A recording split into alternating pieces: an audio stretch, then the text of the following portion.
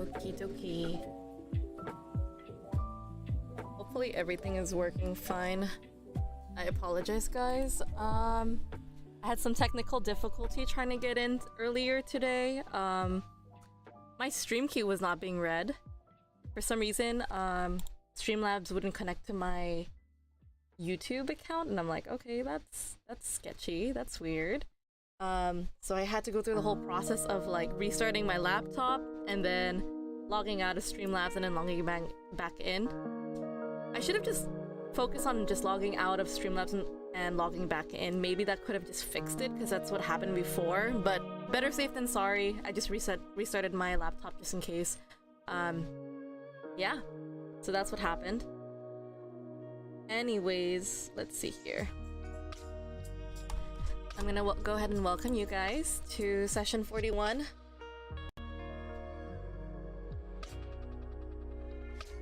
Everything is much more smoother, yeah, after resetting my laptop. That's funny.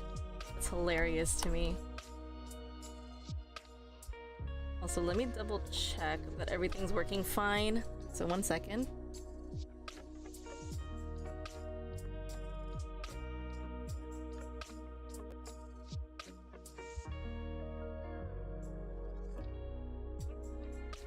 Alright, I don't know if it's just me, but I think my microphone sounds deeper than usual. Maybe it's the playback. Hold on. Let me see if I leave and come back. I'm gonna check it again.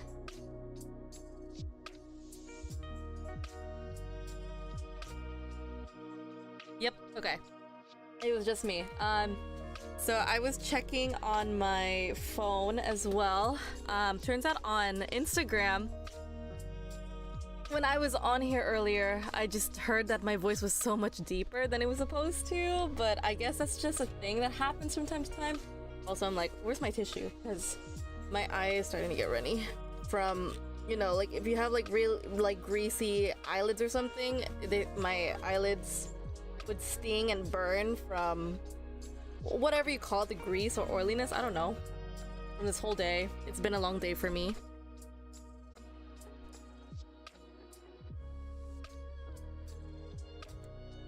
So, what is it that you have? It's just weird.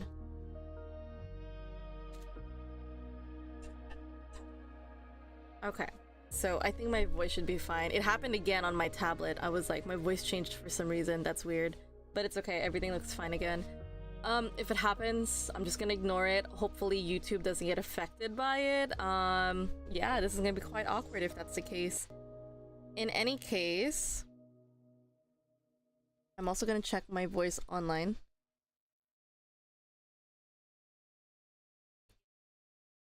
Alright, let's go ahead and move on. Sorry, I'm just doing a lot of like just technical difficulties. I'm just trying to fix all of this stuff before we start today's session.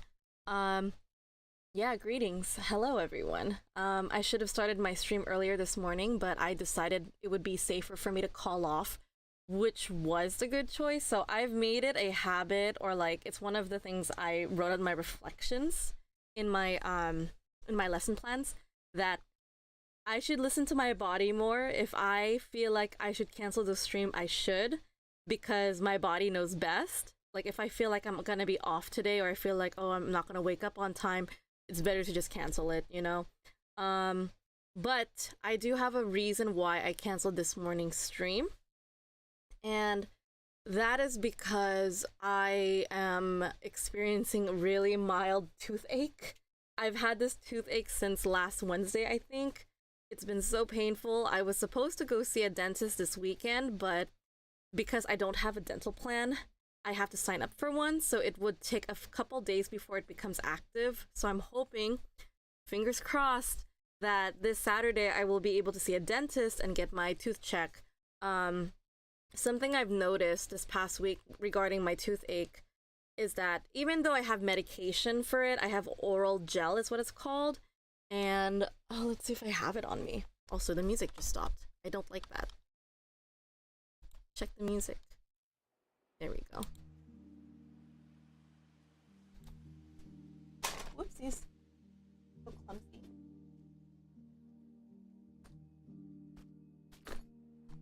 Alright. So I do have medicine for myself. It's called Aura Gel Toothache Cream. I don't know if I can show it to you guys. You probably cannot see it.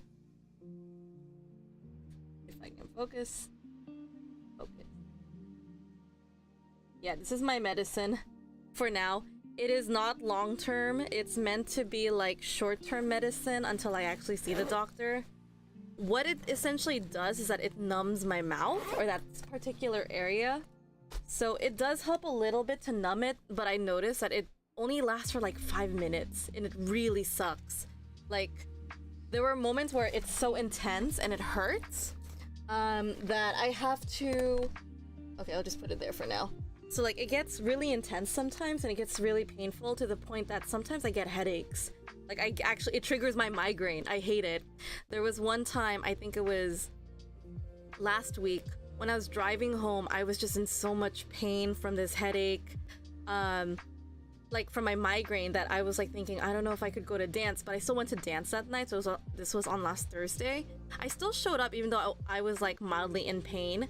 And then I showed up again the next day for Friday because I was missing Lindy Hop, and like my kids were performing like a Lindy Hop performance at their school. They had some sort of assembly for it, and it was adorable. But yeah, but when I went dancing, I kind of forced myself to go because I knew it was good for me. But my headache just got progressively worse and worse, so I actually had to cut the night short. Because usually I would stay out on Friday nights, like maybe 1 in the morning, because it's a Friday night. But I decided no. I went home early. I think I went home around 11 p.m. I went home a little bit early than I usually would. And it was mainly because I was just in so much pain. My headache was, my toothache was so bad. Like, it's like the nerve, I think, is the problem. Because anytime I eat or chew something, I don't feel any pain when I'm chewing. But the moment I'm just like not doing anything with my mouth, it's like in the resting state, or if I'm just talking, I would feel like this humming. I don't know if you call it humming or buzzing, maybe pulsating sensation. Like, it hurts when I'm not doing anything. So I kind of realized, like, I have to chew something just so that pain would go away. I don't know what's happening to my mouth or that area, like right here in particular. But when this gets bad, I feel the migraine like here in my temple, sometimes behind my right eye, and I'm just like, oh, it's just so bad for me. So last night it happened again. So sometimes I would have moments where my migraine would be so bad, I would feel that pulsating sensation or that throbbing feeling where I'm just like, I cannot come and teach this morning. So it's kind of unpredictable. Sometimes it works, sometimes it doesn't work. So that's the unfortunate thing that I have to share regarding my toothache. And with that being said, I do have to apologize, but I think for the sake of preserving my health, I will not be streaming this entire week. So this is going to be my only stream for this week because I'm barely surviving when I'm at work already. Because when I come into work, it's like the morning, my head hurts, my tooth is aching again, and I feel a lot of pain. So as a result of that, it's just like, honestly, I just cannot work. And it's hard for me to focus as well too. Also, I just realized the chat's not showing for Instagram. Is it showing? Hold on a second.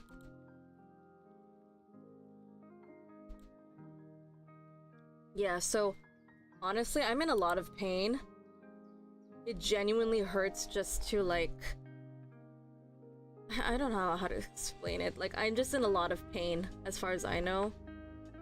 And I dislike this sensation and the pain that I'm in experiencing this stuff. Also, I'm trying to adjust this for like a moment because I'm trying to figure out how to make this work. Apologies in advance. Alright, hopefully this works.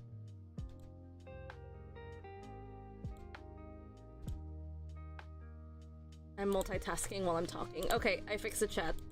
Also, belated welcome, Mia Universe 22. Sorry if you're here and you had to go very quickly, but thanks for stopping by. Yeah, so like right now while I'm talking to you guys, I still feel like a buzzing sensation here. So it's like, I don't know if I call it buzzing because it's not exactly like buzzing or humming. It's just I can feel it pulsing and it hurts. Like right now it's starting to hurt again. I'm starting to feel a lot of pain from it. So that's why I had to cancel this morning. And I'm gonna try and tough it out right now. Some days I do take like painkillers. I try not to because I don't want to damage my liver. I'm already experiencing so much brain fog as is. I've been told that if you have a lot of brain fog, it's because your liver is probably going through a lot of stuff. So I'm like, yeah, that's probably a sign I should not take any more medicine this week. Because normally I would only take painkillers if I'm experiencing headaches, because that's the only thing I don't want to deal with. I will only take painkillers for headaches. Everything else, I usually try to tough it out. Not unless it just gets to that point where it's really, really bad, then I will take painkillers. So last week I took like maybe 2 painkillers, like maybe twice a week-ish, and I don't like that because it's really, the medicine that I have is really strong. So it's like my 500 milligrams or 1,000 milligram when I take 2 pills. So I usually want the strong stuff so that within the next 20 minutes it goes away. And it does work and it does help me at times, but again, it's just like my poor liver is suffering at the cost of it. So yeah, that being said, today will be the only stream that I will be doing for this week, and then we will resume next week. It's just, again, preserving my mental health, my physical health, and just pulling through this week so until I can see my doctor this weekend, and then hopefully all will be back in business again. So fingers crossed for that. In other news, let's see, since we're talking about dance a little bit, I did end up learning a new dance. It's called Kizomba. And Kizomba is a different style of tango. I did not know there's different styles of tango, other than the 3 that I do know, which are Argentine tango, the original. There is the international tango. There's also the US tango.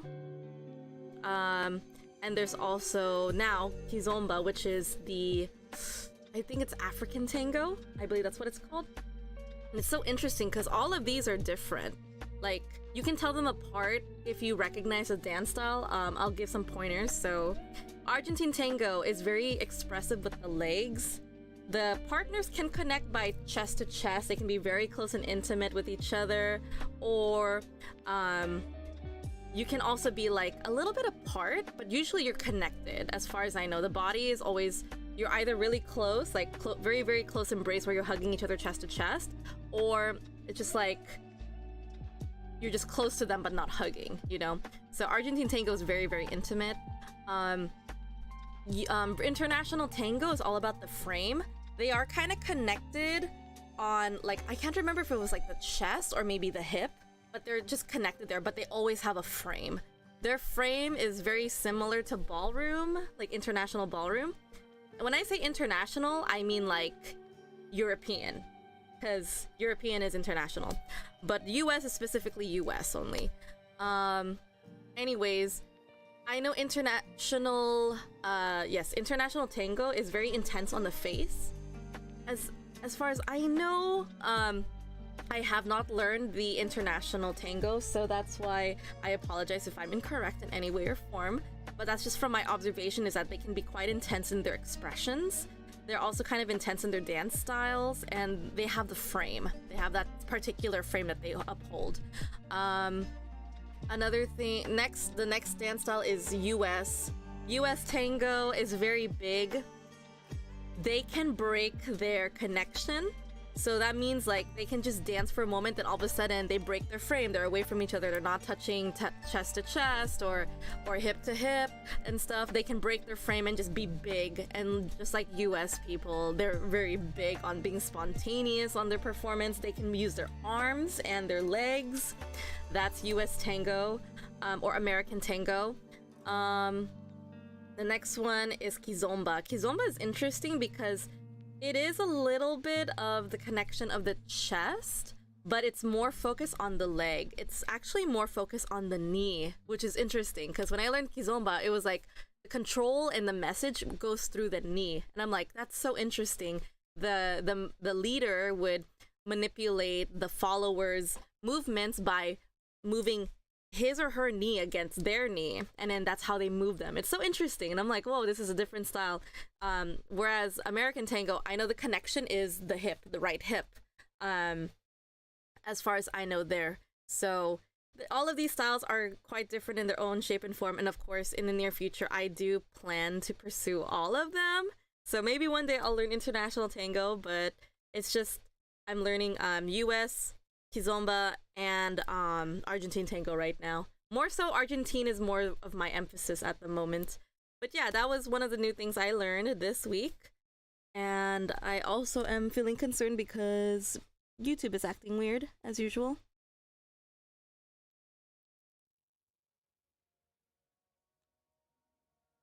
Okay. Hopefully things are working fine now. I'm just checking everything's functioning well. Anyways, yeah, that's a bit regarding the news on that. So I will remind you at the end of the stream today as well that there will be no stream after today's stream. So there won't be a stream tomorrow or the day after, just because my jaw, like just now too, my mouth is starting to hurt again. I'm feeling it. It's just feeling a little heavy and it feels a little bit painful. I'm also closing my eyes a little bit because I am in a lot of pain. So I'm just toughing it out just for today because I just feel bad if I canceled all of the streams for this week. At least you can learn and refer to this in the future. And of course, we will be working on more conversation stuff next week. So yeah, I apologize again. It's just I have to take care of myself first. All right. English for everyone. Let's just go ahead and jump right into it because my tablet just decided to go to sleep, and I'm just gonna go ahead and type the passcode, and then turn on share screen.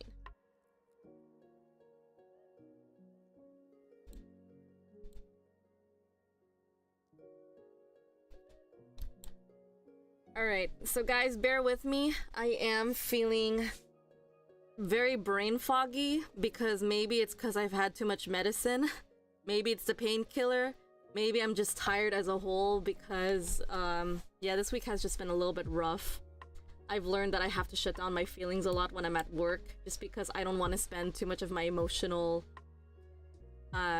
investment on my kids. They can be a handful at times. Like, they're good, but they can just be a lot sometimes. Anyways, let's go ahead and focus on... Yeah, let's go ahead and focus on Chapter 16, Separable Phrasal Verbs. So, oops, I closed it by accident. So in the past, we did talk about phrasal verbs. I think it was chapter... let me go ahead and go back so I can find it.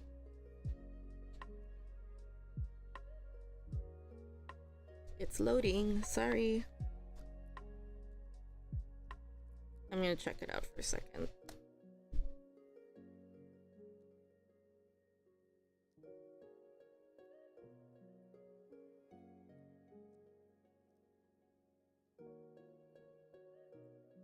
I think I made a note on it, I just don't remember where. We are going even further back. I think it's chapter 8, I believe. Let me double check too.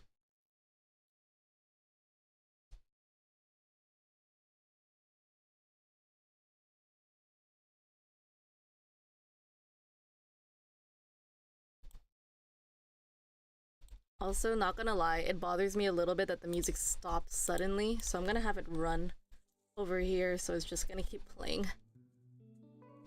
And then this one, I can pull up Remarkable. Oh, it's starting to ache again.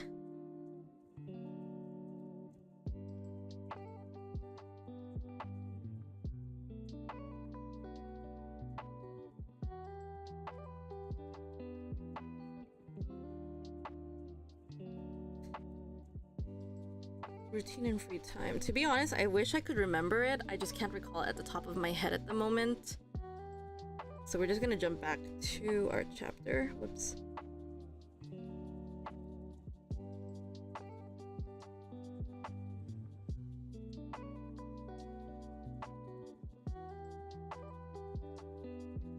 Separable phrasal verbs. Oh my goodness. I am so sorry, guys. I really want to recall it, but I just don't remember. If I probably went home here and checked out my lesson plan, which I'm okay sharing with you guys because these are just notes for me and seeing like what I did for the session. This is what I typically do for the week. I like to check out my overview of what I do for the week.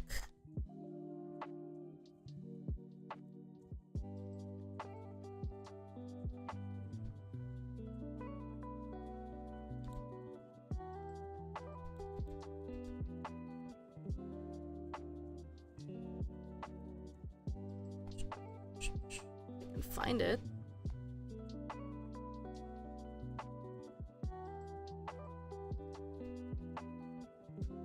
I think I wrote it here somewhere, but I can't remember it. Where is it? I might have removed it by accident too. Let me type it here.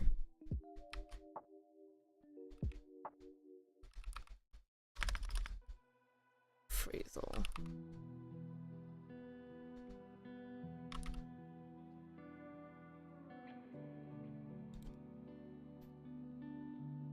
Phrasal verbs, there it is. Let's see if I have anything else.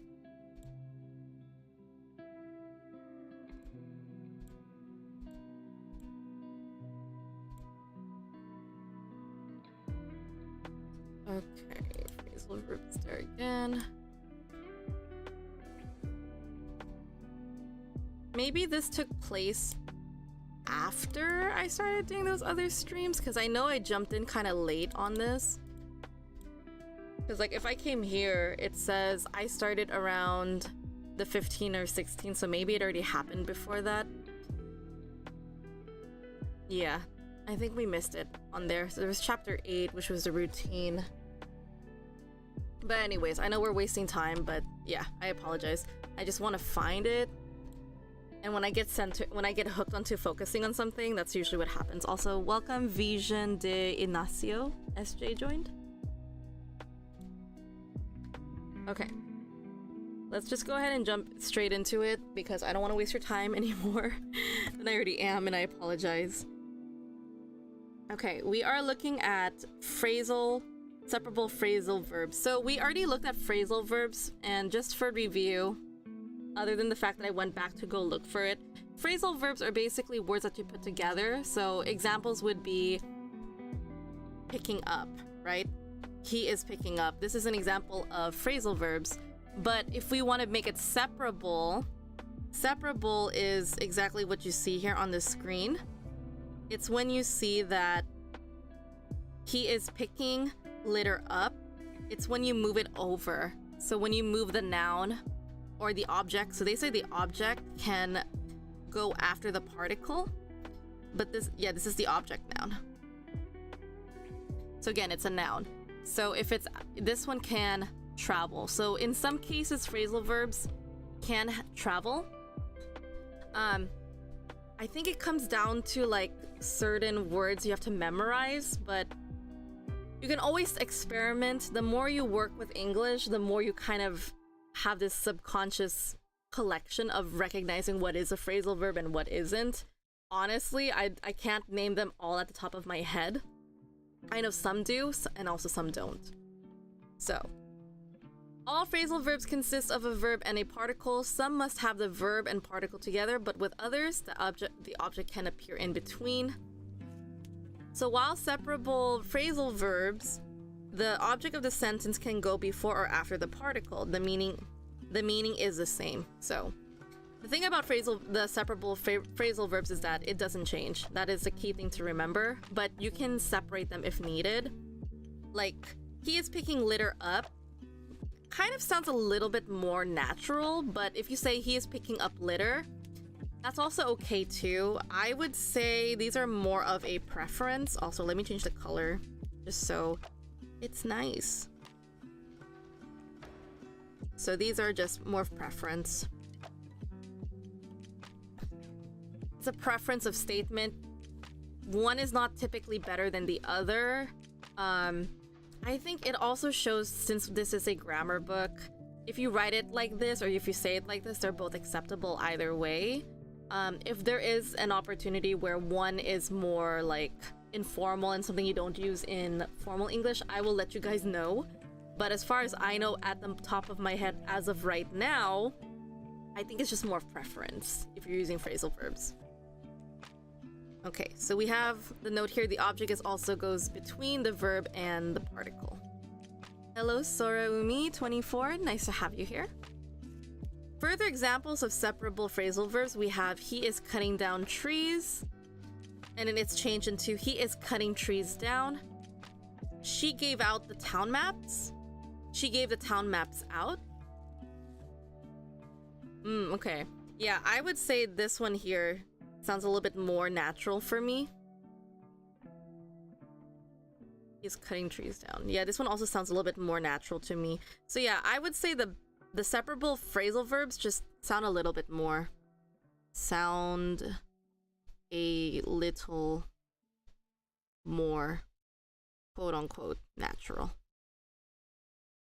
But then again, always remember, it's just mainly preference. So if you can't pick it up, it's all right. You don't have to worry about it too much. The only time I think that you should know it is, let's say you're getting tested, you should probably know it. All right, 16.3. Rewrite the sentences by changing the position of the particle. I'm also going to check out the music and see what's going on.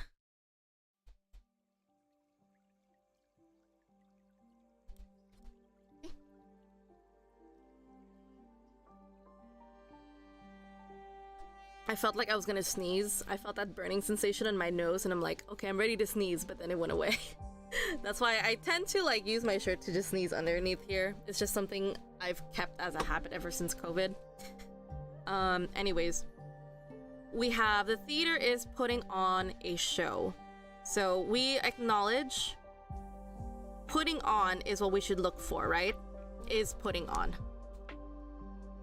This is the tip and advice I would show you guys. And also I'm gonna zoom in just so you guys can see it better. So don't worry, I will slide over to the other side in just a moment.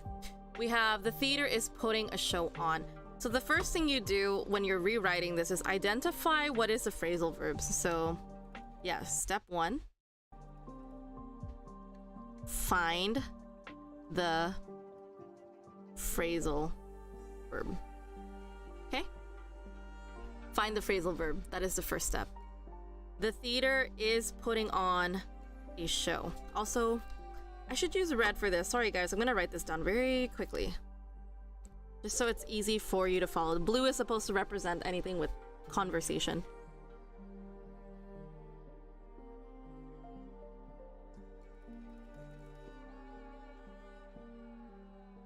Okay, so hopefully you guys know what phrasal verbs look like. It's basically, remember, phrasal verbs are basically a verb plus a particle. And in most cases, what are particles? They're usually preposition phrases.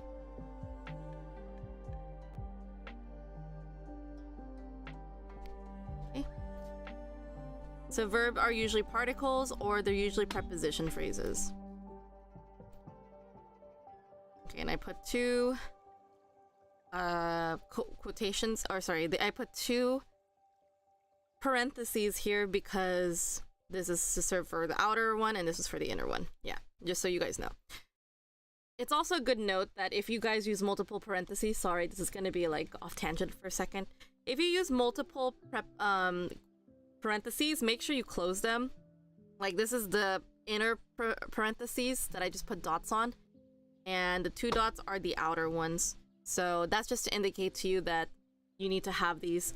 And this is also important because when you do work on having these symbols, these are technically the rules that you have to follow as well. So yeah, that's just a small aside. I just decided I'll just bring that up on the spot since this happened. Anyways, we have the theater is putting on a show. We see the verb is here, is putting. This is the verb. And if you want to know the name of this particular verb, hopefully you guys remember this is the, what was it called? There's different types of words. Present progressive. Or the present, not present progressive. Present, I think, well, it is, I think. Present progressive? Present progressive verb. There's also another one. I'm gonna look it up on my phone for a quick second. Because there's another name for it. Was it imperfect?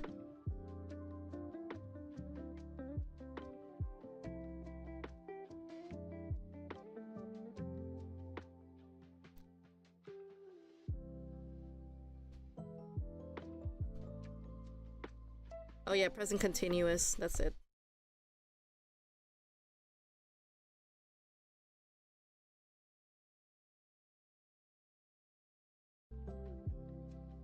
Okay, yeah. So I just want to double check it. Present progressive or present continuous, whatever you want to call it, because they are the same word. And I'm telling you guys, my brain fog is intense. Ow, I am in a lot of pain. So present progressive, present continuous, that is the verb that is happening right here. Then we have our particle, which is here, on. Or what we do know it as the prepositional phrase. So you already know that. So because we identified this, we have the object, right? I'm gonna use a different color here. Let's do gray. We have a show, right? I'm gonna use a square for it.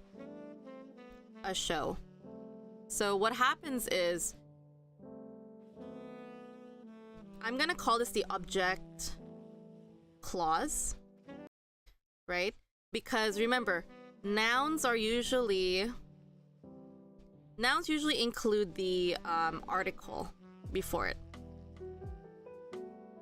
So this is the object clause.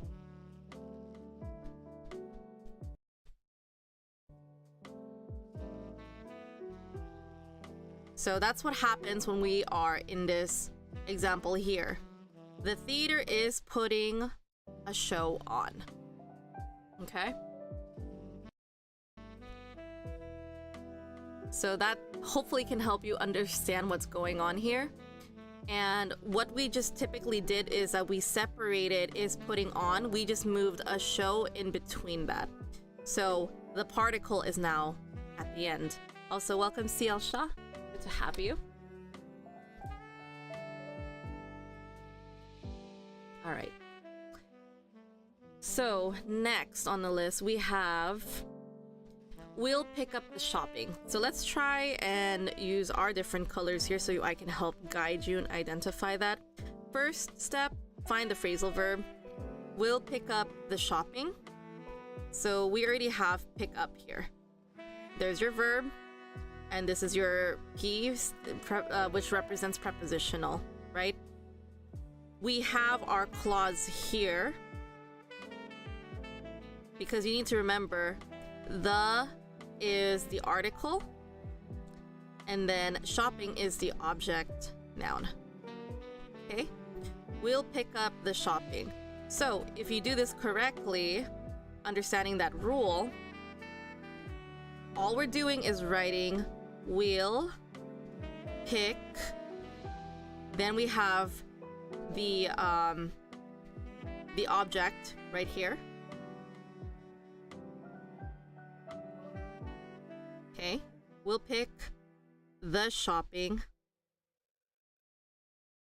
up. Okay, that's the first answer. We'll pick the shopping up.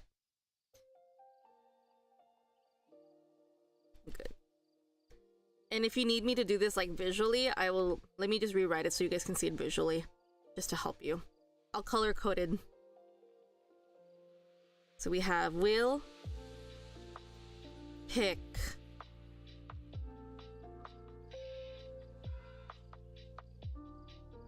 the shopping up. Okay, so hopefully that helps you guys see what's happening here. We'll pick the shopping up. All right, number 2. Let's see if you guys can get it. I'm also gonna do color coding one more time here just so I could have you guys see a reference. First step, find the phrasal verb. Those people are giving leaflets out. All right, this one. This one is the opposite. Let's see. Did they say that? What was the instruction here? Sorry guys, I gotta double check. Rewrite the sentences by changing the position of the particle. Okay.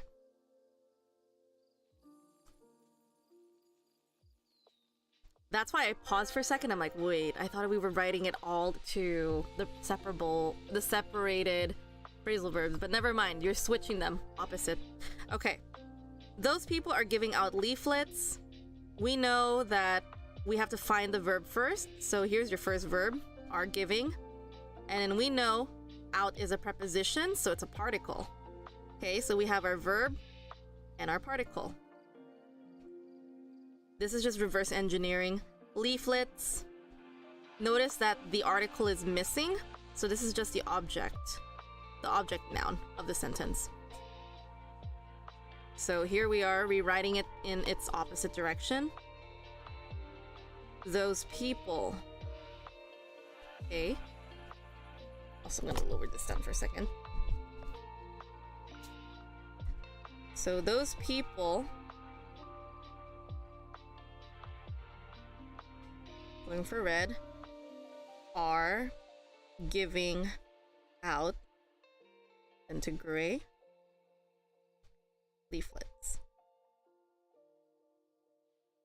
Okay. Those people are giving out leaflets. If you guys don't know what leaflets are, they're pamphlets. It's another name for that.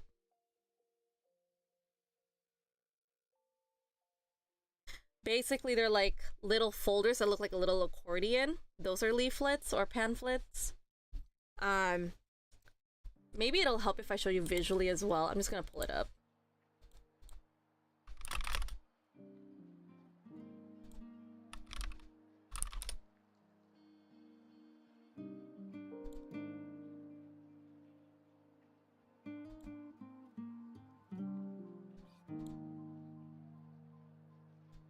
Here you go. Just to show you guys an example of what I'm talking about. Notice the design for these, like this one. They call this brochures, they call it leaflets, they call it pamphlets, whatever you call it, they're all the same names. They're the same. The name trifold, bifold, and z-fold, it's just the name of the folding.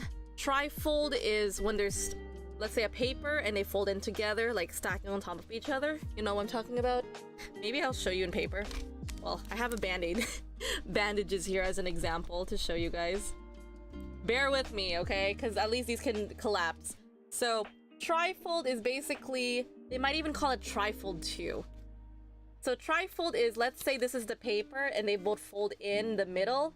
That's called a trifold because they all at least stack on top of each other. Bifold, by its name, is bi means two, tri means three. So bifold is basically, it's just 2 pages like this, like it's 2 pages and then you just close it like that. That's a bifold. Z-fold is when it all closes in different directions. So notice this has different directions that it's closing. Maybe one is closing from the left side and then the other side's closing like a Z. And if you look at the side here, it looks like a letter Z, right? That's a Z-fold. So I hope, so again, I apologize if this is like off topic, but there are different names to call these. But yeah, this is a perfect example. The folds are just the name of how the direction that you're folding it. Trifold, bifold, and Z-fold, it's just the name of the direction of the pamphlet, the brochure, or the leaflet. Whatever you want to call it, they all mean exactly the same thing. So don't worry too much about that. So I will also write it down in your notes here. Also, why is the blue not showing? So it can be a pamphlet, it can be called a brochure too. But if we want to go really specific, design-wise, we have the bifold, the trifold, and the Z-fold. This is if you want to go into more details, but honestly, you don't have to worry about it. And the words just disappeared. It just didn't load for some reason. Let's see if it'll show. Hold on. It might just be a loading thing. Let's see if it'll fix. No, it just didn't capture it. Oof.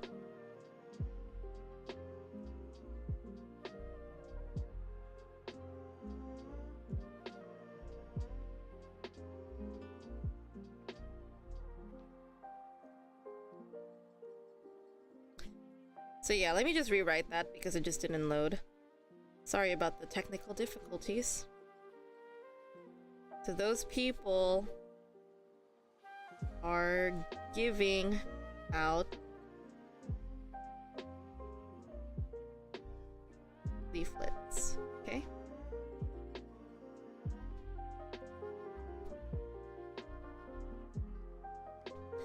And I already mentioned here in blue, which is extra notes, SYN, synonyms, brochure, or pamphlet. And then design. So this is just extra. We have again bifold. We have trifold. And we have Z-fold. This is if you want to go into specific detail. As far as I know, these three can also be used as synonyms too.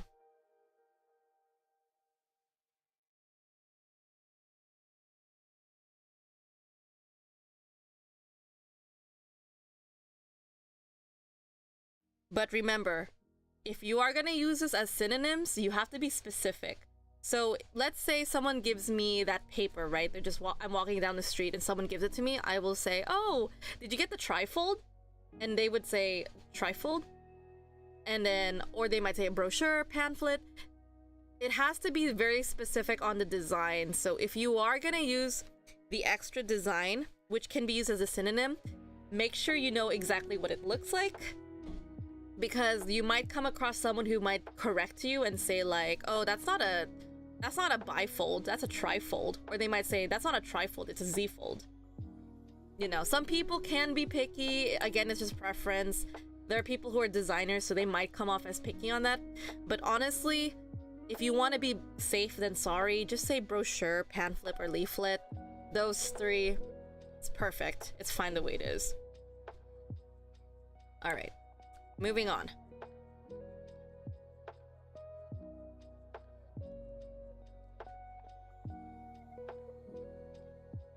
We have... Can you check out the menu? We're looking for the first step again, which is identify the phrasal verb. Check out. Right? This is the verb. Here's the preposition or phrasal verb. I mean, the particle. Sorry. It can be a preposition or particle. So these ones here are your phrasal verb. And then we have our favorite object nouns, right? Or I guess we could call it the object clause.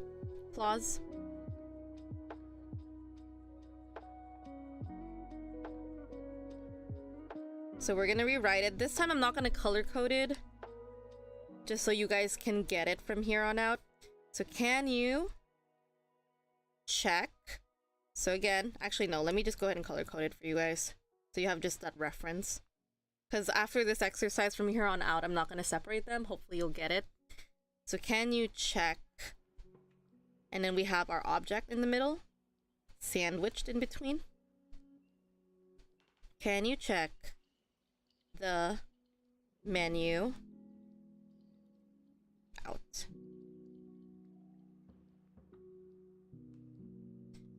Right, there you go. Can you check the menu out? All right. All right, I'm gonna try and test you guys here from 4 and 5. hopefully you caught on with the references and what I was referencing here. So we have, they're filling that hole in the road. I'm gonna go ahead and write the answer for you guys. If you want time to practice, feel free to pause the video now. If you're watching this, you can also kind of pause the video as well live on YouTube, but since this is going to be recorded anyways afterwards, you're most likely more than welcome to just pause the video now, because I'm just going to go ahead and write the answers for you guys for 4 and 5. But yeah, I can't say the same thing on Instagram unless you just leave the chat and come back. But anyways, they're filling that hole in the road. They're filling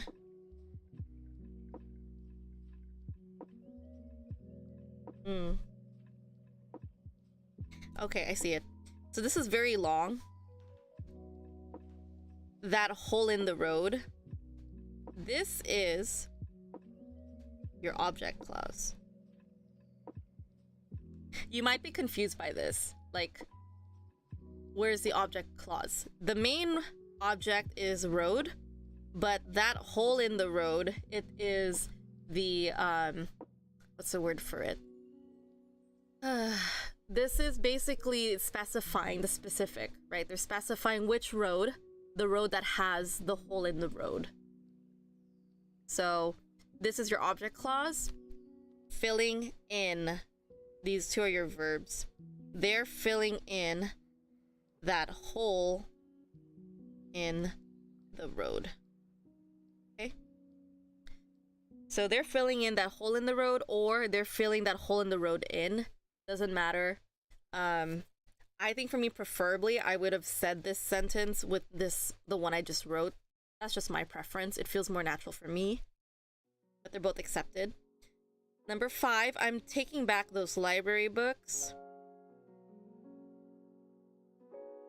Okay, taking back. Because I'm looking, the first thing I want to look for is the verb, right? And then back is your particle. Those library books. So we know here, those is a determiner.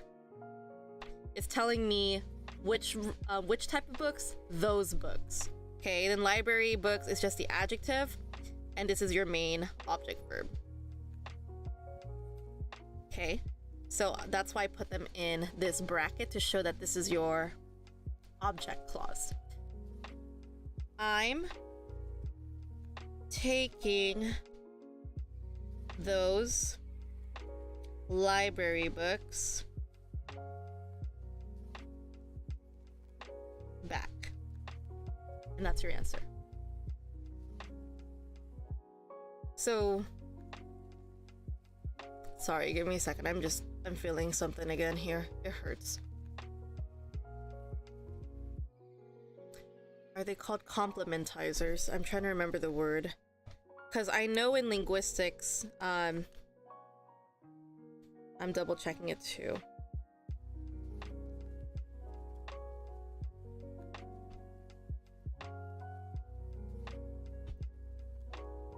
Yeah. So I'm gonna provide you guys some extra notes here. The word that.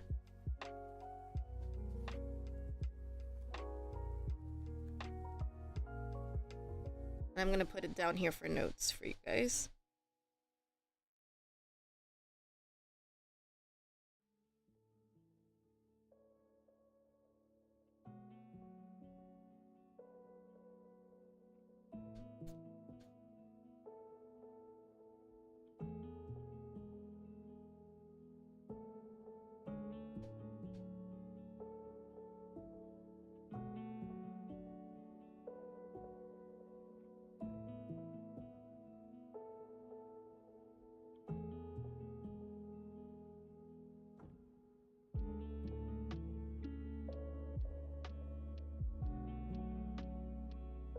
Yeah.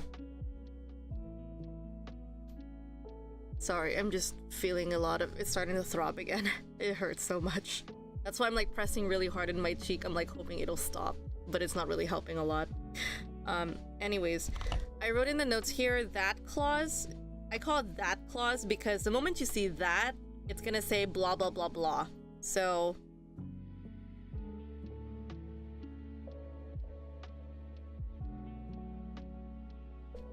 And I'm gonna put 2 stars here.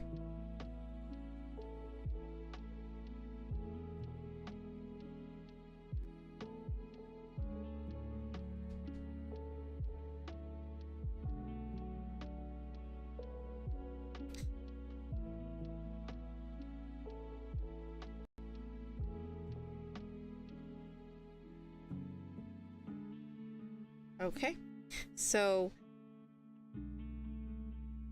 that is a that clause. We call it the that clause, or another name that we call it is complementizers in linguistics. So you might be wondering, what is a complementizer? Well, you know the word complement, right? So complimenting, like you're talking about, oh, that person's pretty. So something that complements the noun. That is basically a trigger for whatever sentence that follows it. Treat it similar to an adjective, but it's not exactly as an adjective, right? Because adjective is specifying the quality of the noun. This one is kind of being used as specifying the noun. So like, which noun is it? It's that noun, all right? So remember the whole saying that I mentioned, okay, there are multiple roads that we can look at. There's a road that's just straight, there's a road that has a lot of curves and it's winding down, and there's a road that has a hole in it, right? So if I say that hole in the road, we are specifying which noun? The road that has the hole in it.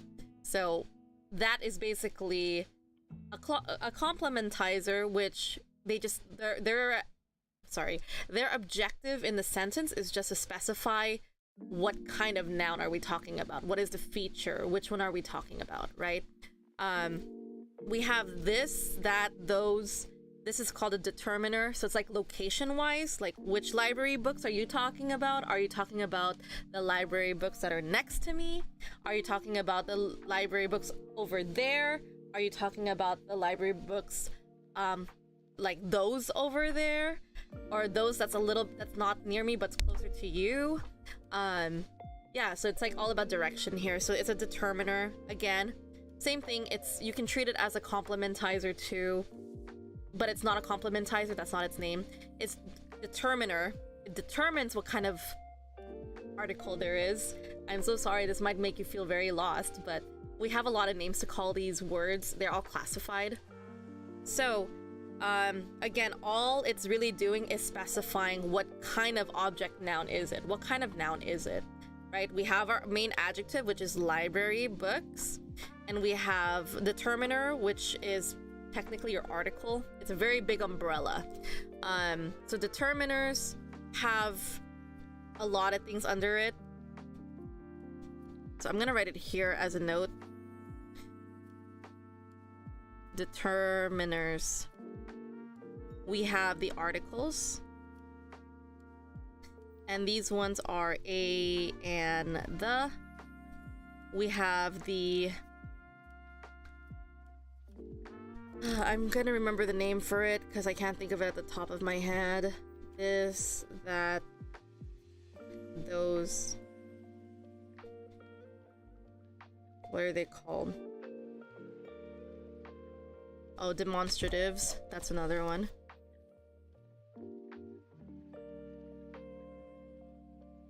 So this one is this, that, those, these, right? Those are called demonstratives.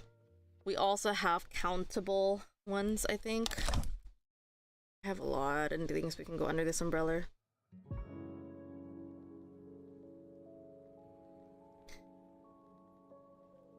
We have possessives.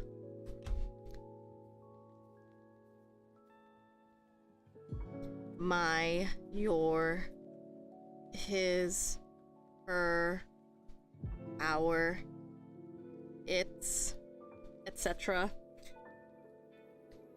There is so much more we can keep going on here, ... But all you really need to know is that determiners are before the noun. That is the key thing you just need to know, because in most cases, a lot of the times nouns need a determiner before it. Determiner is the title of all of this stuff, but if we are to go into the nitty-gritty details, they each have their own names We have articles, demonstrative, possessive. There's also countables, I think, quantifiers, numbers, distributives. It just goes on. It goes on and on and on and on, but don't worry about it too much. These are things I have to know, unfortunately, because it is my major. But in any case, you can kind of see where I'm going here. So in the case of that is a complementizer because it complements the noun, basically being treated similar to an adjective or specifying what kind of noun it is. Those library books, those is replacing that a and the. It's just another option. You can just say this, that, those, these. It's a demonstrative.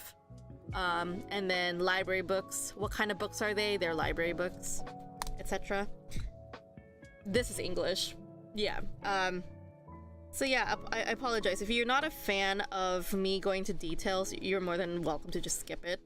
But I like to prepare or give you guys a lot of information just so you understand how English functions.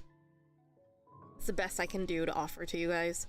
But in any case, that's it for this page. Let's go ahead and move on to 16.4. Read the passage and write the highlighted phrases. Oh my god, I just felt something worse. Oh my god, it was so weird. Just now, I felt like this temple and this temple just started to ache. So I'm just like, ow. This has never happened before. I should really go see the dentist ASAP. I'm just holding out for now. Anyways, we have... I'm gonna do my best. Read the passage and write the highlighted phrases next to the definitions. We have the word start doing, it's take up, improved, test, discover, exhibit, and sold cheaply. How we are able to identify these words in majority of the time when we're learning English, especially if we don't know what it is, we will do exercises where this is called context clues.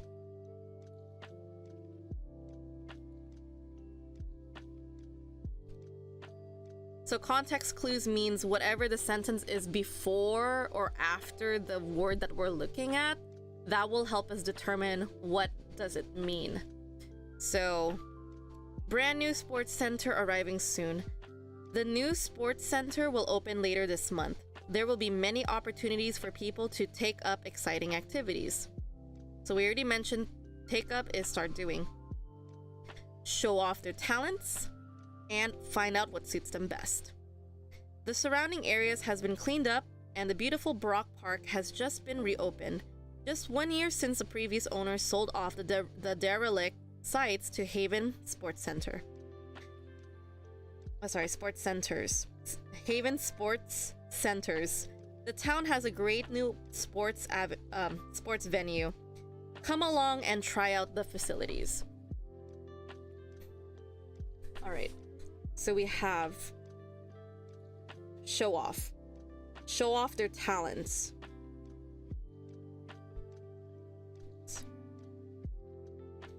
Based on this, I believe that the answer for show off would be...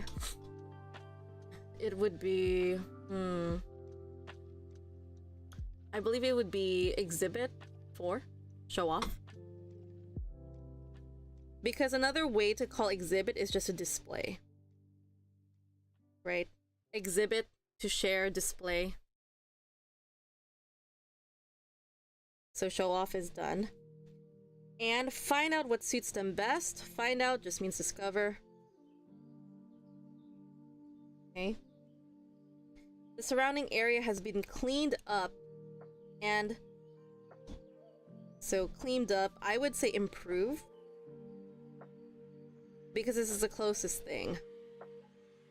Just 1 year since the previous owners sold off the derelict site. Sold off means sold cheaply. And then the last one we have come along and try out the facilities. It means test. Right? That should be your answer. I should have answered this in black. I apologize. I'm just not gonna do that. I'll just leave it as blue for now. I'm gonna change it back to black on the next one. 16.5. Common mistakes separable phrasal verbs with pronouns If the object of a sentence with a separable phrasal verb is a pronoun, it must go between the verb and the particle. Okay, so he is picking it up. This is correct. The pronoun must go between the verb and the particle. So keyword here that we need to look at is that the pronoun must go between the verb and the particle. Keyword again, pronoun.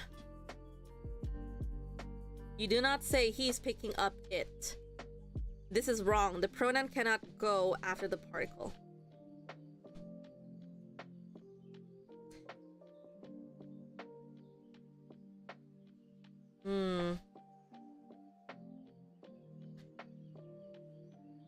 You might have this is going to be a little bit off topic, but you might have also heard this other expression.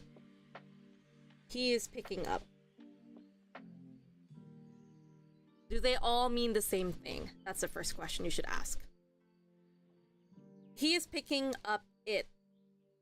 It doesn't make sense here because we're thinking about what is it? Did it specify? And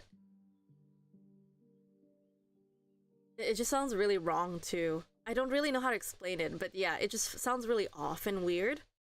The pronoun, the only time that this is okay is again if we specify what is it. So if we say trash,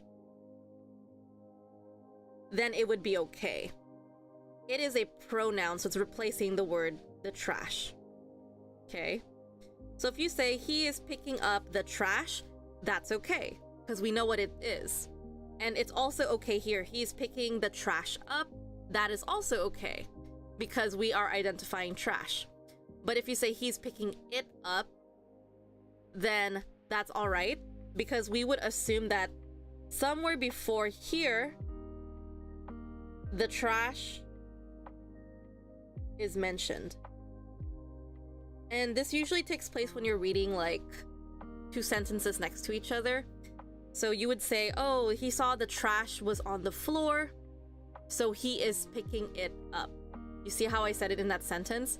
I mentioned the trash is the main topic. We just substituted it with a pronoun. We said it. Trash became it. So that's exactly what happened here. But if we say the trash is on the floor, so he is picking up it, it just sounds really weird. It just doesn't feel right either. So yeah, that's the best way I can explain it. I don't know why. Grammar is that. Next, we are looking at, and let me change the color before I forget. Rewrite the sentences using the object pronoun it. So we are replacing things. And again, you have to be careful. If you are going to replace the sentence with it, we cannot put it at the end of the sentence. It just doesn't happen. There might be an example. Oh, sorry, I went off topic a little bit. Let me go back here because I totally forgot to answer this. He is picking up is a different expression. So this sentences means to pick up something. Like to give someone, oops, I don't know how to spell that. Someone a ride. Or picking up food. Actually, no, there's no specifics. I'm gonna just scratch that all off. Because it could also be used as a slang. It means the same thing. So again, he is picking up could mean that the person is doing this exact action. He is doing that action, but we have to understand the sentence before it. We would say, like, I'll give you an example. I would say, there's trash all over the floor. Who's gonna pick it up? And then someone would say, oh yeah, John is here.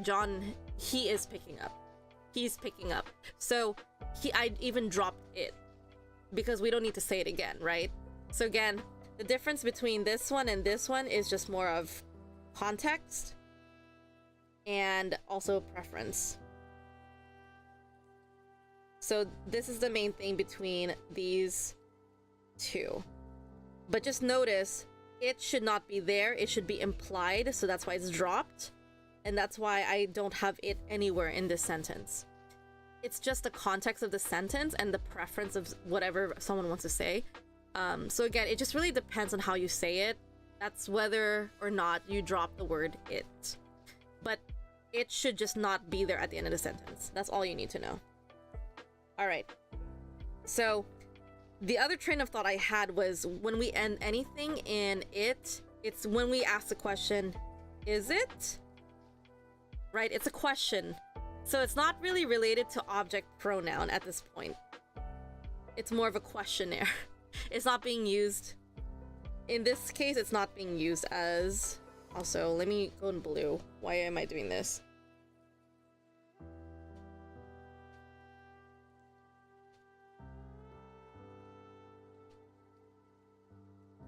So we do use it at the end of the sentence, but this is not used as a phrasal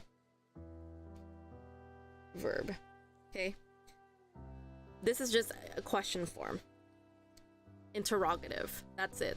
We're not doing anything. So we do use it at the end of the sentence, but not when it's being used as a phrasal verb. This is okay because this is just being used as a question marker. Interrogative. Alright.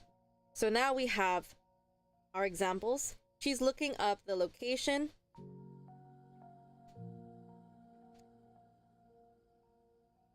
If I may zoom in, tablet, excuse me.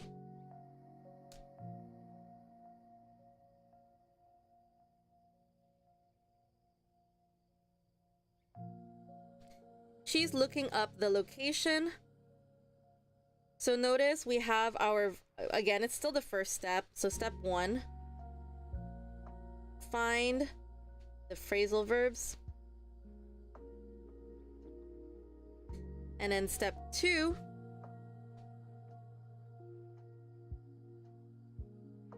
find the object noun. Okay? So we have step 1, where is the phrasal verb? We have looking, that's the main verb. And then we have the particle, which is right here, up. Now look for the second part. Look for the object noun. This is the object noun. So the location. Now this is going to be changed into it. So now we have she's looking it up. Just for your reference.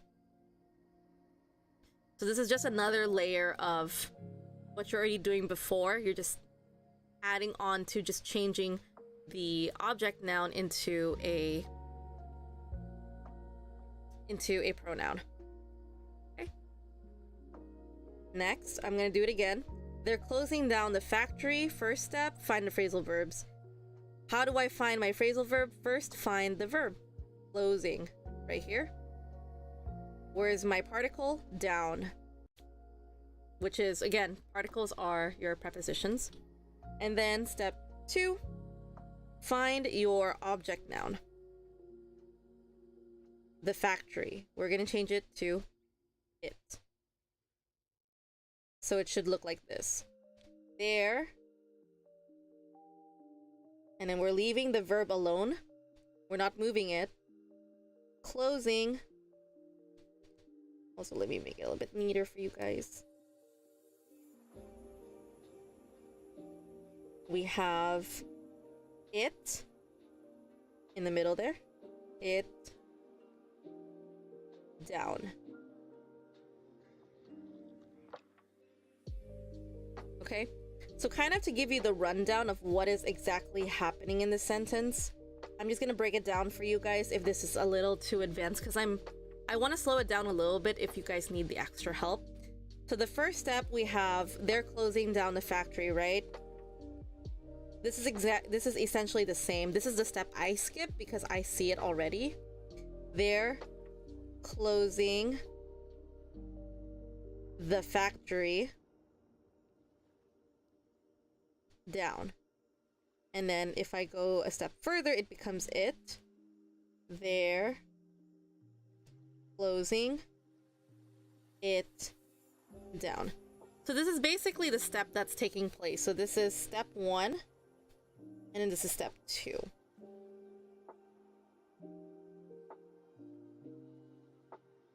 Actually, because I already wrote it down here. I don't think the step 1, step 2. Maybe it would be better to call it step 3 and 4. Yeah. Step 3 and 4. The step 1 was finding the phrasal verb. Step 2, find the object noun. And then let me write down step 3. So here, step 3. Move the object noun. And then step 4. Alright, moving on. We're gonna write down the next one. Again, I'm usually skipping 3 and 4 because I see it. But if you guys need the extra steps, go ahead and do that until you feel comfortable. Because you just want to make it a habit that it's easy for you to switch it. So number 2, she's renting out her house. Step 1. Identify the verb. We have our verb here, renting. And then we need to find our, I keep saying phrasal verbs. We need to look for the particle or the preposition, which is out. She's renting out, and then we have her house, which is the object noun, her house. Okay. So we found the phrasal verb, that's step 1. We found the object, step 2. Step 3, we just have to move it to the middle, in between. So she's renting, then we have to put her house in the middle. I'm skipping that, her house, out. So so I skipped 3 and I went straight to 4. She's renting it out. Okay.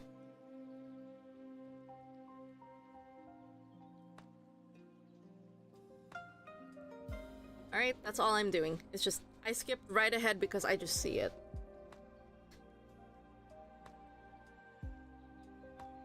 Moving over to number 3. I'm gonna rush a little bit and hopefully finish this today because I'm starting to feel the pain again. It's rising up once more, so yeah. I'm gonna try and push through until I'm done here. 3. He's cleaning up the front of the shop. The verb is here, cleaning up. And then we have the gigantic object noun clause. Okay?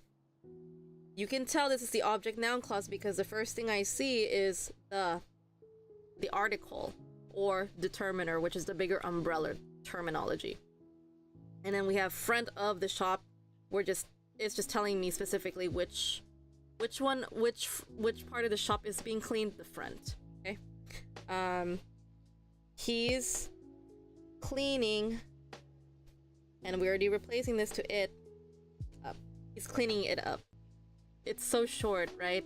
That's just how English is that we like to cut down a lot of words if we don't need it and if it's not necessary. But what is important is that this needs to be mentioned before the sentence for it to become it. That's the rule of thumb when you're writing in English, and especially if you're writing a formal paper, you must mention, or also in speech as well too, you must mention the topic, what you're talking about first before you replace it with another, like with a pronoun, because it's not going to make sense afterwards. Yeah, so we need to first identify what are they talking about. So here, the front of the shop is what they're talking about, and then we change it to it.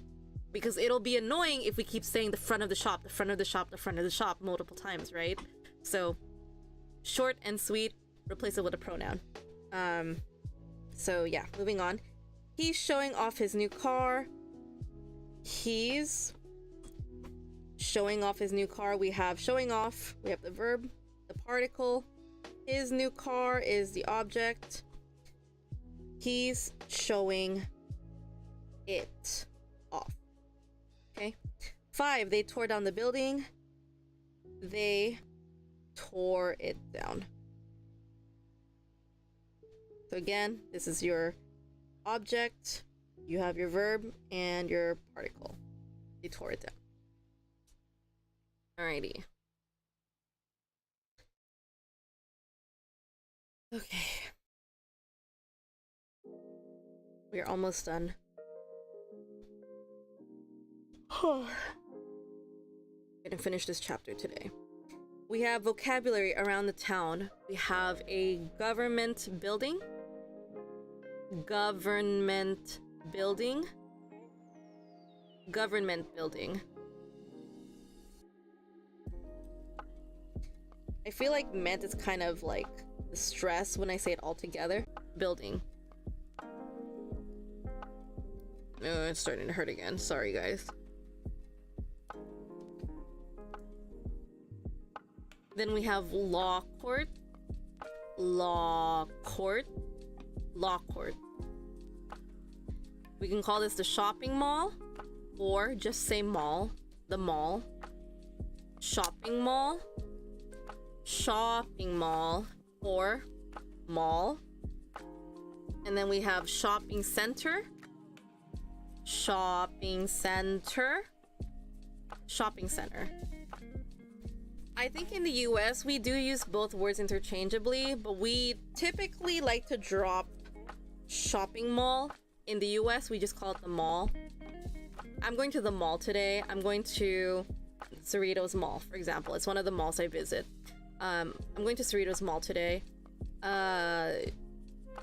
We just leave it as that. We don't say shopping mall. Just say mall. We could probably say shopping center. I would use the word shopping center if I know the area is all like different places that we can shop in. Then I would call it a shopping center. Okay? But in either case, they're interchangeable. I see them as synonyms. If you are to use shopping center in US, this is also important to note here. Shopping center. The spelling. That's important to point out here. In British, the R and E are switched. But in the US, we switch them back as ER, center.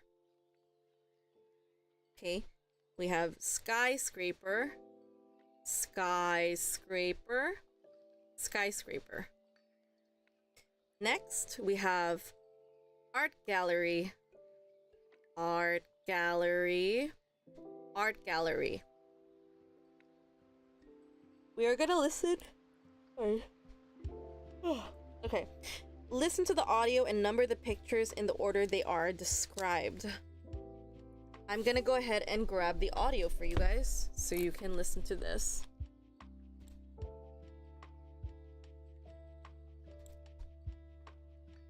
One second.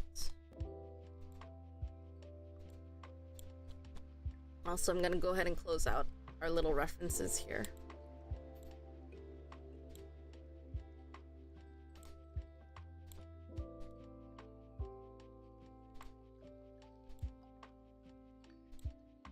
I believe this is 16.9.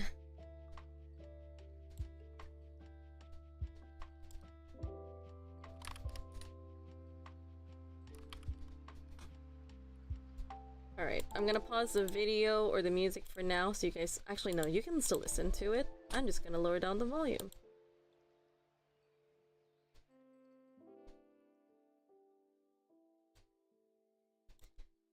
And you guys can listen to the story twice.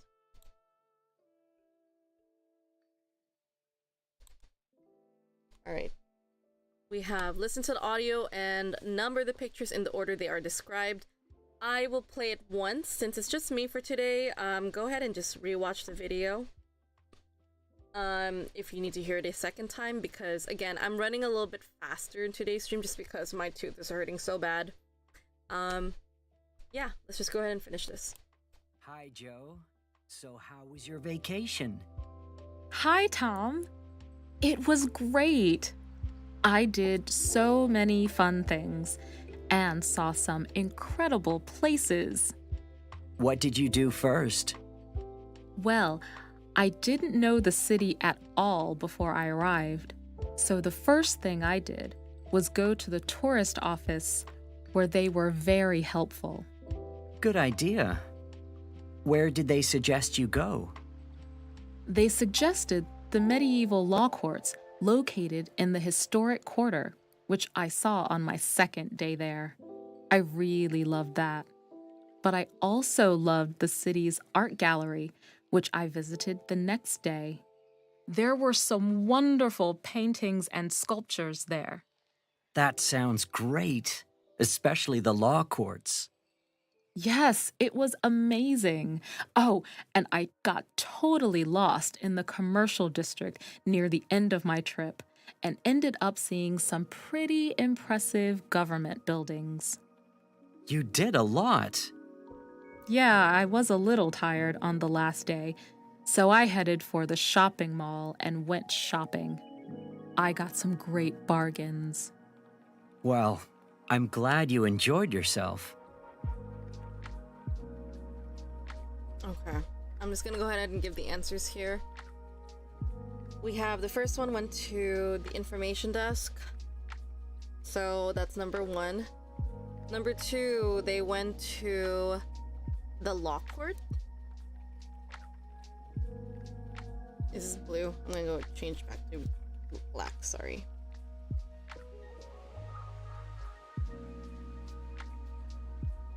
Number 3, they went to the art gallery.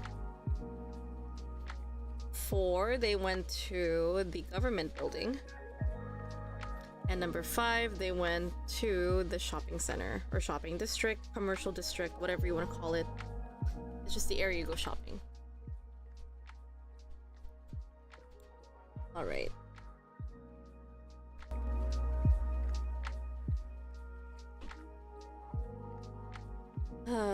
We have, let me also check. We have a read the email and answer the questions. Oh, I see. We missed out the other part. There's also pharmacy, US chemist is another one. Pharmacy, chemist, tourist office, tourist information, and there's more words here. So I apologize. I didn't realize this was the second part of the page. That's on me. We do have a little bit more to go, and hopefully this is going to be very quick because I'm starting to feel really achy and I'm starting to reach my limit today. So we have amenities, sites, city center,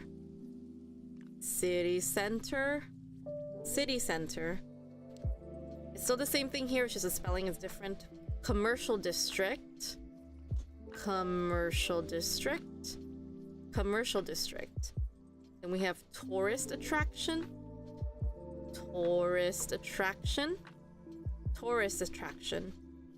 Historic quarter.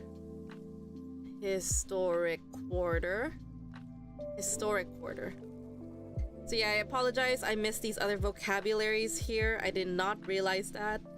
So sorry. Yes, we're gonna speed run these last few bits because I feel bad that I won't be here for the next couple days, so that's why I'm gonna stick my neck out and finish chapter 16 instead of cutting it short here. Yeah, we're gonna read the true or false questions, or if it's not given. I'm not a fan of not given because it's like, if it's not there, why? It's no different from false, so I don't understand. But not given is mainly there to check that if you pay attention or if you're attentive to detail. That's really all there is why they add not given here as an option. So number 1, the art gallery is a beautiful building. True, false, not given. 2, Anne wants to do the historic quarter tour. 3, Jane will have to research the tour details. 4, Anne wants Jane to go to a place. Good. We have 2, Jane Warren. Subject, welcome. Hi Jane, welcome to Boston. I can't wait to show my city off to you. Because you love art, I want to take you to the art gallery in the city center. The law court is a beautiful building, so you should also see that. We should take a tour of the historic quarter as well. I'll find the details out for this tour soon. There are more tourist attractions to visit, but I'll let you know. About them later. Looking forward to see you, Anne. All right. She did mention the art gallery here, but did she mention that it was beautiful? She said here, I can't wait to show my city off to you. Because you love art, I want to take you to the art gallery in the city center. And then here she said the law court is a beautiful building. So it does answer beautiful building is referring to law court. So it's not that. So technically, if you say false, I will technically say okay. But here they didn't mention it. I'll take you to the art gallery in the city center. So even the answer key says it's not given. But again, if you say false, I'll let you have it. I'm gonna put blue to show that I'm overriding this rule. That's fine with me. Anne wants to do the historic quarter tour. She wrote, true. We should take a tour of the historic quarter as well. There we go. That's true. Jane will have to research the tour details. So I'll find that details out for this tour soon. So she will have to, so the answer should be true. Actually, what? Tour details.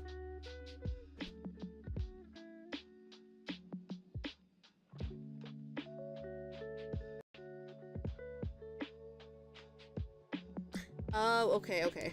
I get it. So, I didn't read it carefully. Jane will have to do research on the tour details. She said we should take a tour on the historic quarter as well.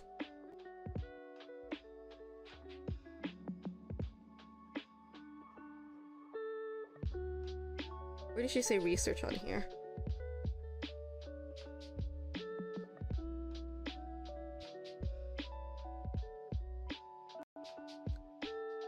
Technically, yeah, I don't understand. The answer key says it's false. She technically said it here. I'll find the details out for this tour soon. So the correct answer should be true.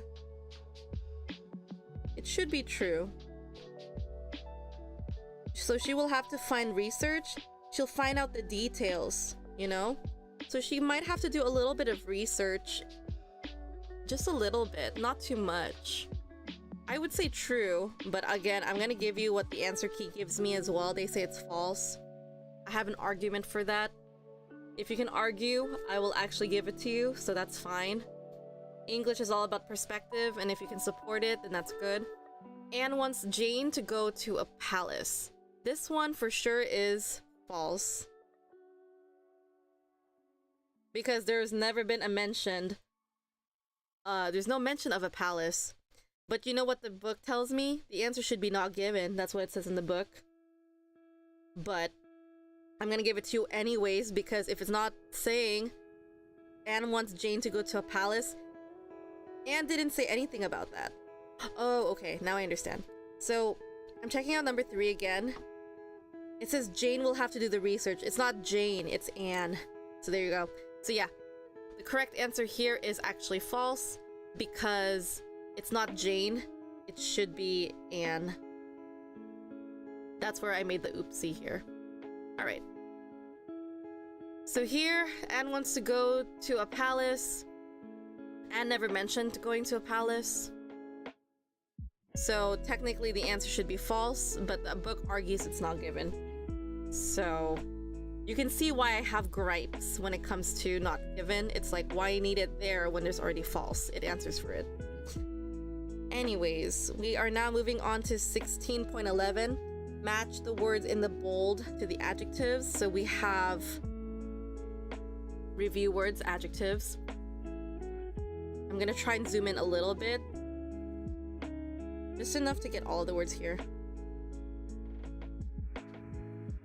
We have, again, this is just context clues. You can tell which word is what based on context clues. We have unspoiled, polluted, unsafe, dull, bustling, vibrant, crowded, and friendly. So the countryside is quiet and clean. Okay, so did they say go for the opposite? Oh no, match the words in the bold. Okay, so it's synonyms.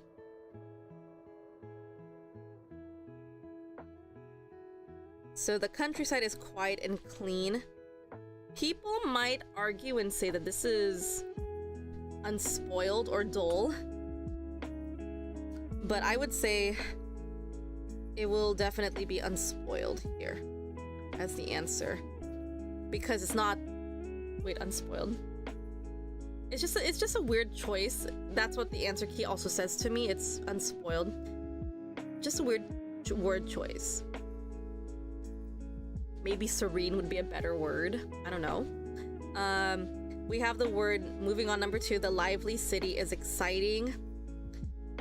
Lively, you might not know what that means, but it's actually bustling. When you say something's lively, it's loud, it's crazy, there's activity there. The word for that is bustling. The T is silent, so that's why I say bustling, not bustling. It's bustling. So the T is silent. The city can feel too full of people. So we know that one. If there's a lot of people, it is crowded. Or some places can be dangerous at night. Dangerous is unsafe. People in the country seem very kind. They are friendly. The city has an exciting nightlife. Vibrant. And the last one, life in town is never...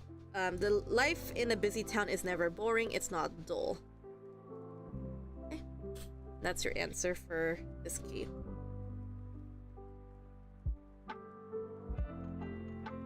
Okie dokie, moving on. We're almost done, guys. This is gonna be it for this week. Write the words from the panel in the correct groups. We have positive words and negative words. Another name for these are called connotations. You are gonna learn that in English we have word choices that could be a good thing or a bad thing, right?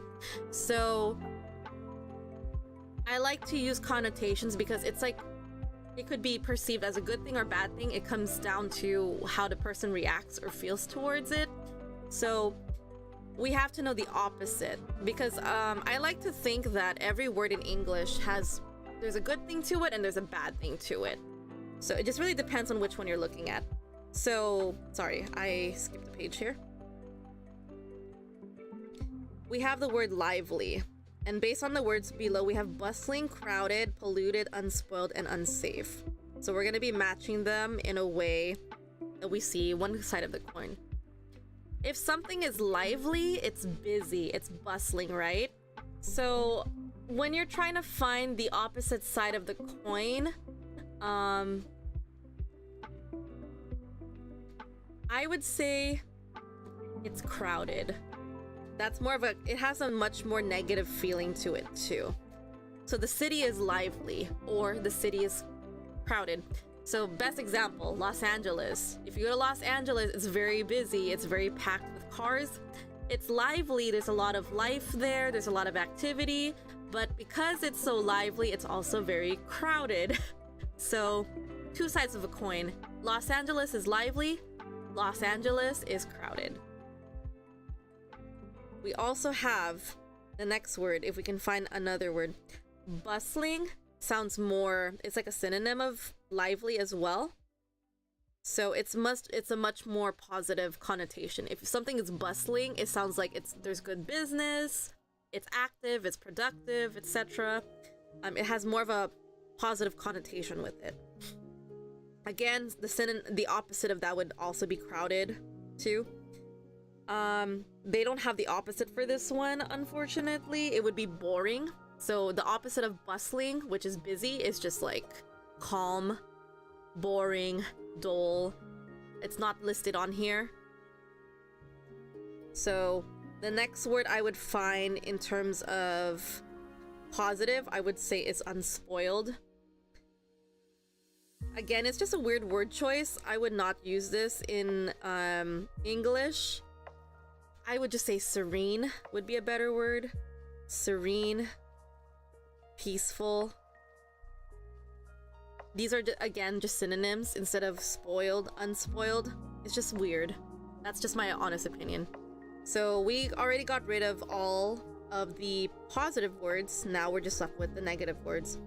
polluted. Because if you think of the word polluted, right, you think about pollution, you think about bad things associated to it, hence why it's a negative word. And of course, unsafe.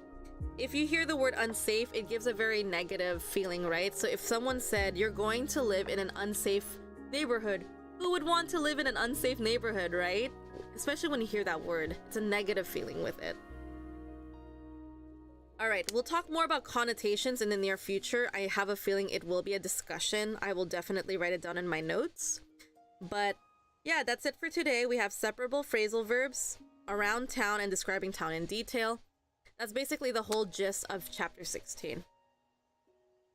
All right, and then not tomorrow, next week, when we do cover the next chapter, we will be looking at comparing places. We're looking at comparative with modifiers, so this will be next week's lesson. I'm probably gonna post this information tomorrow or after work tomorrow because I'm starting to feel really sleepy again. Whenever I feel like I'm in pain or if I feel off, I feel tired, the first thing my body wants to do is shut down. So I will be going ahead and ending today's stream in a few moments. I just have to turn off disconnect tablet. There we go. Okie dokie. That is the end of today's chapter 16 stream. Alright. If you guys have any questions, comments, concerns, or suggestions, feel free to leave them in the YouTube video or on the Discord chat if you guys see this link. Again, I will most likely post it tomorrow because I'm feeling very sluggish now. I'm feeling tired. Yeah. I need to recover for this week because I am feeling a lot of pain. Like earlier, there's been a lot of like random spikes where my jaw will start hurting because of the nerve up here. Like it's on my upper tooth, like around this area. It really hurts. Now it's calmed down again and it's gonna go back up again in like the next few moments or so. So it's a very frustrating experience, hence why I have to cancel my stream for this week until I go see a dentist. So there's that. This is the schedule for next week, or this is also my general schedule. But please remember, I am canceling the rest of the stream for this week just because of this toothache. I am in a lot of pain. I'm just toughing it out just because I don't want to damage my liver. My poor liver is already going through so much as is, and I'm already experiencing brain fog on a very intense level, which is why there are moments where I'm like, I don't know what I'm thinking about. Just blanks out, or I just look it up on Google because I can't remember the word. Brain fog. Brain fog, I believe, is a direct result of liver problems. Let me double check that.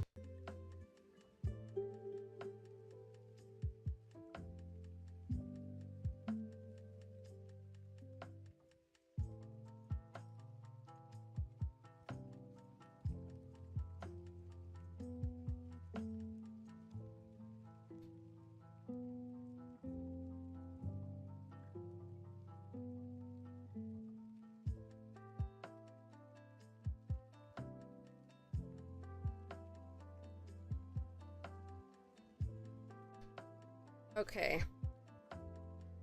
Yeah, I knew it. It spiked up again. It's starting to feel painful again. So it says here, a liver that is working poorly may not be able to get rid of toxic substances like ammonia, which comes from the intestines, and it may allow the substances to go into the brain and cause confusion. Besides confusion, toxins in the brain causes change in your sleep, your mood, your concentration, and your memory. So yeah, so does liver damage cause brain fog? Changes in behavior including decreased cognition, aka also known as brain fog, fatigue, anorexia, and altered mood, depression, anxiety are commonly experienced with patients with liver disease, regardless of liver disease severity. So I already know I have a bad liver just because if you have poor liver, you have a lot of symptoms with like cognition sometimes. I do have insomnia. I do have the occasional moments of feeling anxious or depressed. Sometimes I'm very moody. And of course, it's just I'm feeling sleepy right now because again, it's just this is how my body kind of combats with pain is I want to sleep longer and sleep off the pain, which I'm gonna do now or in the next minute or so. So yeah, I will be resuming stream next Tuesday. I will keep you guys posted via Discord, so please join the Discord group if you want to hear updates about what's going on next week. Other than that, I will be back to stream and resume next week, so I will be canceling all of my streams this week just so I could cooperate and recoup from my painful toothache. So yeah, that's the reason why I had to cancel for this week. Alright, I'm gonna go ahead and end the stream, guys, because I'm hitting my limit of like just having intense brain fog and sleepiness. Fatigue is acting up right now. I'm gonna go ahead and sleep. I will see you guys next week. Fingers crossed. I'll see you guys then. So take care, everyone. Bye bye. Oh yeah, I forgot to greet you guys off. So I wish you all, I don't know why I said that. This is what happens with brain fog, guys. It's so real. I wish you all a good morning, good afternoon, good evening, wherever you are in the world. Stay hydrated, drink water, eat something healthy, and I will see you guys next week on Tuesday. Not unless there's anything that comes up last minute. Just check Discord. That's it. All right. Bye, guys. I'm gonna end now for real. Bye. Take care.